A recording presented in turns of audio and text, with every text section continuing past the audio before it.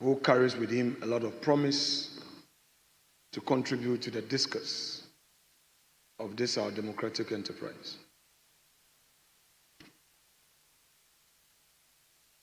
Speaker, it took his resilience to come to this august assembly of the people's representatives.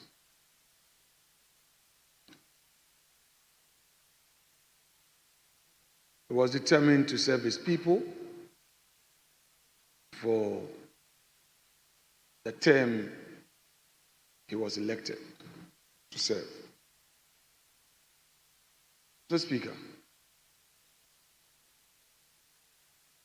the caucus of the NPP minority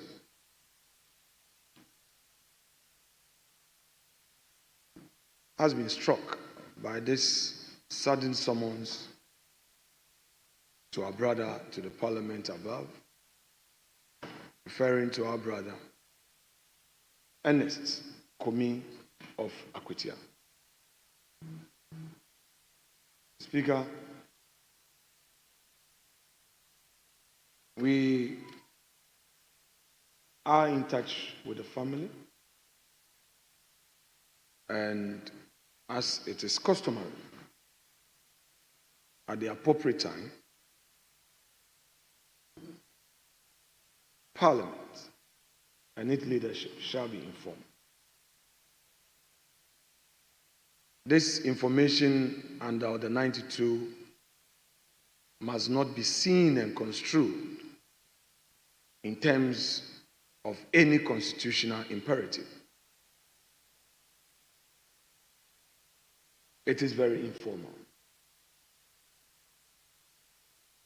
And just to say that for the avoidance of doubt, the necessary requirements that may trigger any further process is properly outlined in the Constitution. The Speaker, we are aware that our respected brother who has been summoned by the Lord above, who presides over the parliament above, left a family, a wife, and children.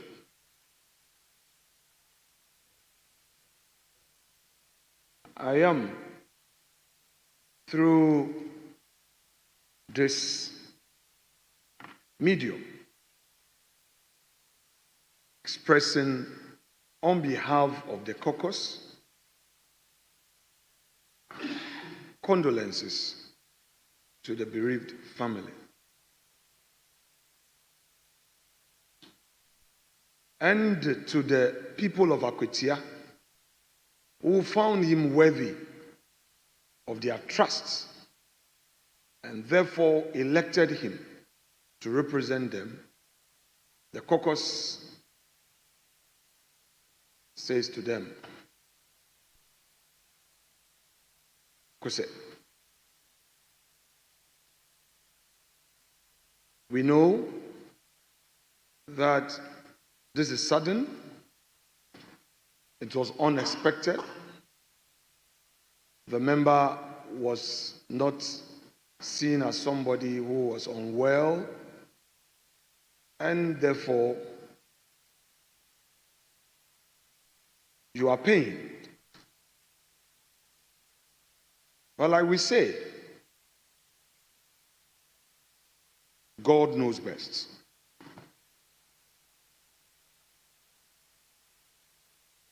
Speaker,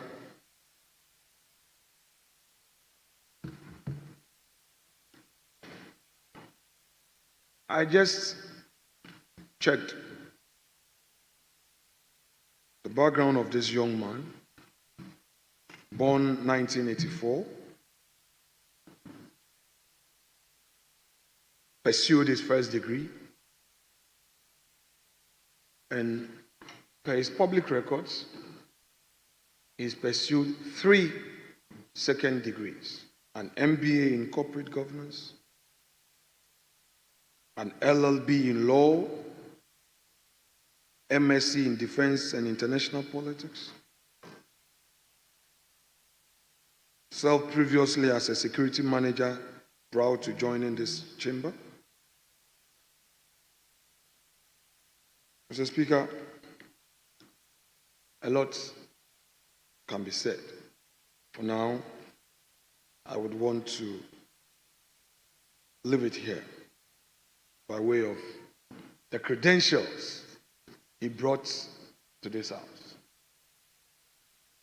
The Speaker, his records in this house, both at the plenary and committee levels,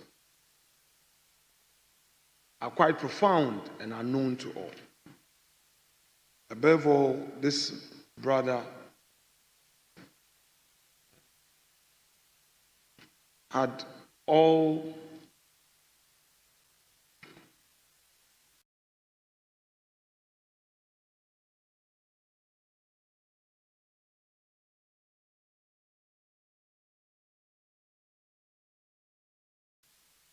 that anybody would want to have in a brother.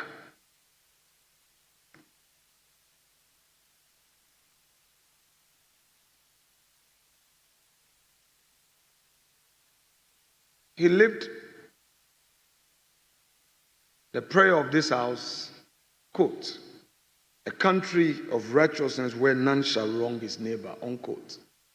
No one can ever say that in his few months in this chamber, he was controversial or wronged colleagues. He was always there, seeing him every day happy and all. Mr. Speaker, this house is aware that today we've programmed a couple of business. The majority leader informed us last week of business for this week. It is the prayer of this side of the house, the NPP Minority Caucus, of 88, regrettably -1.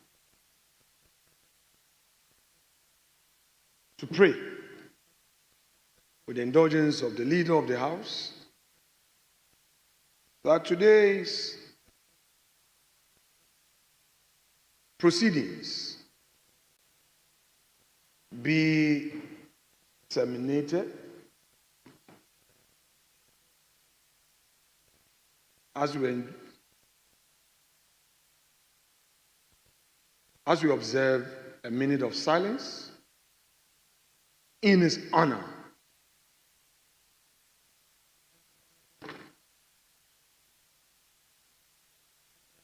The Speaker, it's a very sad day. Sad day to a family, to a constituency, to democracy, to parliament, and to the people of Ghana.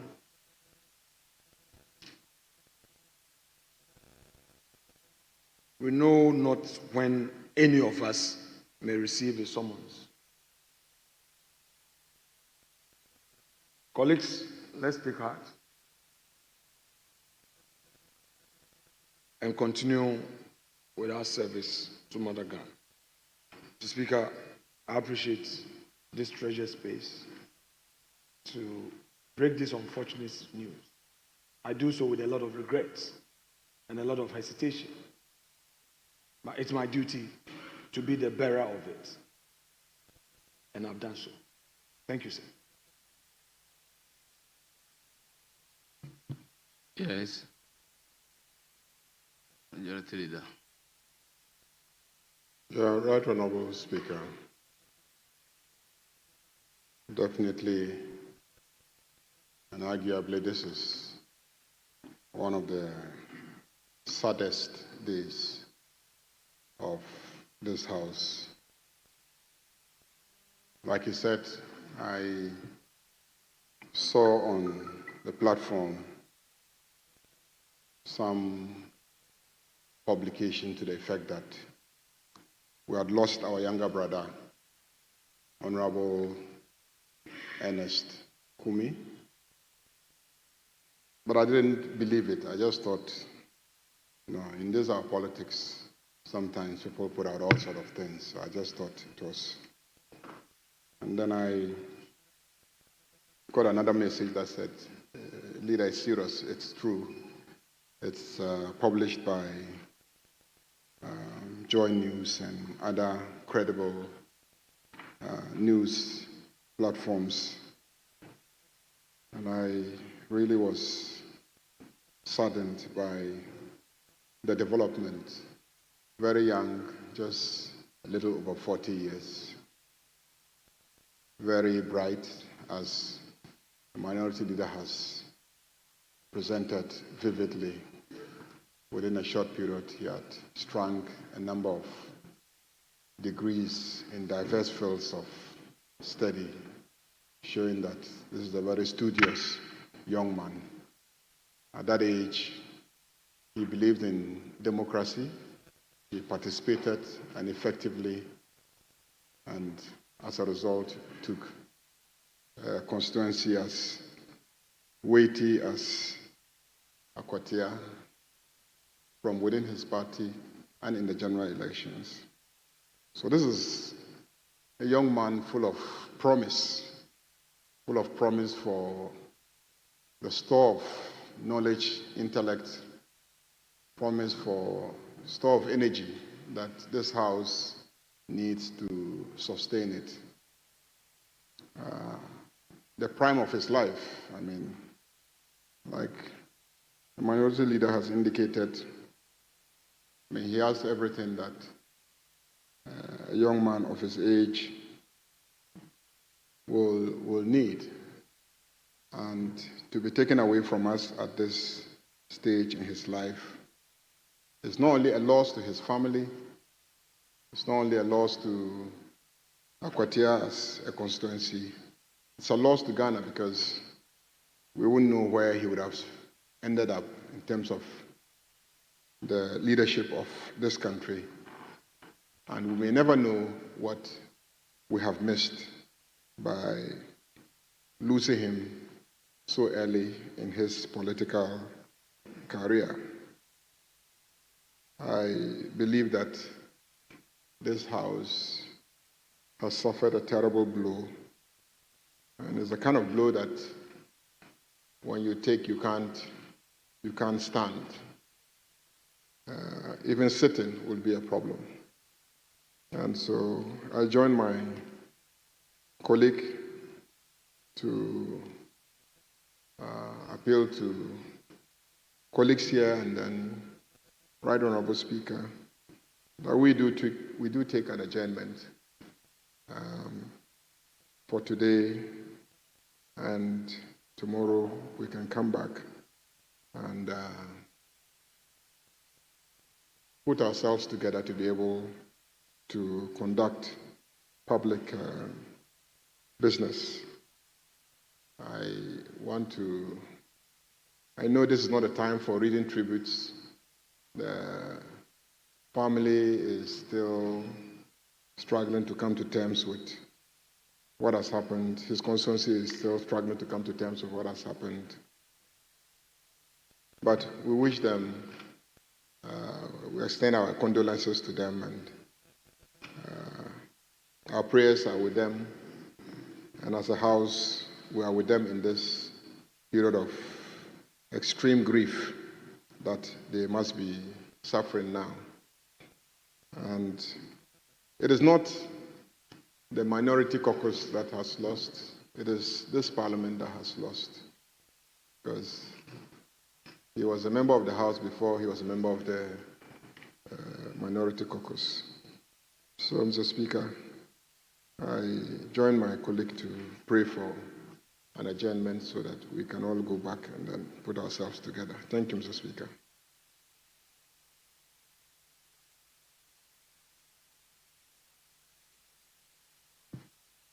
Honourable members, may we observe a minute silence.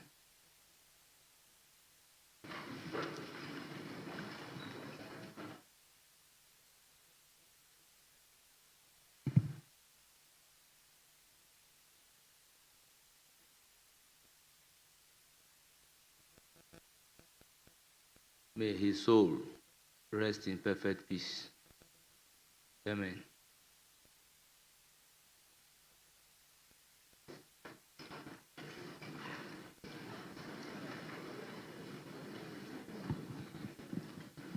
Honourable members, I will therefore put a question